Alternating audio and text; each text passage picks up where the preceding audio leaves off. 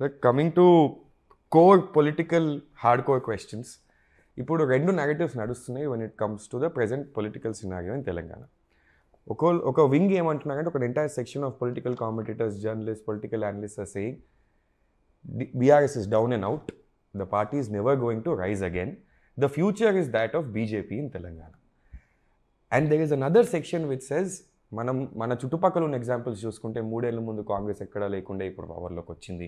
పక్కన చంద్రబాబు నాయుడు గారిని చూసుకుంటే 23 నుంచి హీ వెంట్ టు 164.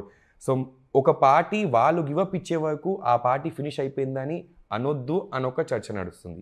మీ ప్రకారం తెలంగాణ పొలిటికల్ ఫ్యూచర్ని మీరు ఎట్లా చూస్తున్నారు? అండ్ దాంట్లో బీజేపీ రోల్ ఏమి ఉండవు. యాక్చువల్గా ప్రజలకంతా ఏముందంటే వచ్చే గవర్నమెంట్ బీజేపీ గవర్నమెంట్ అనే భావన ఉంది. ఆ భావనని రియలైజ్ చేసుకుని దాన్ని గోలు కొట్టగలిగేటువంటి శక్తి, సత్తా, ప్లాన్ మాకుండాలి. మాకుంటుందనేటువంటి విశ్వాసం మాకుంది. Next question sir is as a member of the parliament, when it comes to your particular constituency and మీ కాన్స్టిట్యున్సీ ముందుకు కూడా ఈ చర్చ తీసుకెళ్తే ఇప్పుడు BJP as a national party Telangana becomes a very important centre for them. 8 MPs అక్కడ నుంచి వచ్చిన తర్వాత పొలిటికల్ ఫ్రెటర్నిటీలో what is the discussion, what is the importance that will be given to Telangana at the national level? Party పరంగా కానీ మీ constituency పరంగా కానీ what is your vision development wise? Not only Malkajgiri, నాకు తెలిసి తెలంగాణ టాప్ ప్రయారిటీలో ఉంది. మొత్తం దేశవ్యాప్తంగా జరిగిన ఎన్నికల్లో అత్యధిక ఓటు షేర్ పెంచుకున్న ఏకైక రాష్ట్రం, నంబర్ 1 రాష్ట్రం తెలంగాణ. 14% ఉన్న మా ఓటు షేర్ 35-36కి వచ్చిందంటే ఎక్కడ మొత్తం దేశంలో ఎక్కడ మొత్తం గెలుచుకునే దగ్గర కూడా ఇంత షేర్ పెరగలే.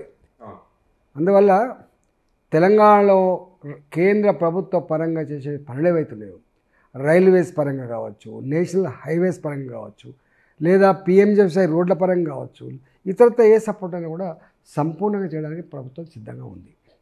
మేము కూడా దాంట్లో మాకే తెలంగాణలో కాంగ్రెస్ పార్టీ ఉంది కాబట్టి కాంగ్రెస్ పార్టీకి ఎక్కడ క్రెడిబిలిటీ అవుతుందనేది సంకుచితమైన చిన్న ఆలోచన మాకు లేదు. మా ఆలోచన, మా పార్టీ ఆలోచన, ఈ రాష్ట్రం బాగుపడాలంటే కేంద్ర ప్రభుత్వ పరంగా ఎన్ని మార్గాలు ఉంటాయో, ఎన్ని రకాల మాకు డబ్బులు వస్తాయో అవన్నీ తెచ్చే ప్రయత్నం చేస్తాం. మీరు బాగు చేసుకునే ప్రయత్నం నెంబర్ 1. నెంబర్ 2, పార్టీ పరంగా డెఫినెట్గా వాళ్ళకి ఎప్పటి నుంచో ఉంది.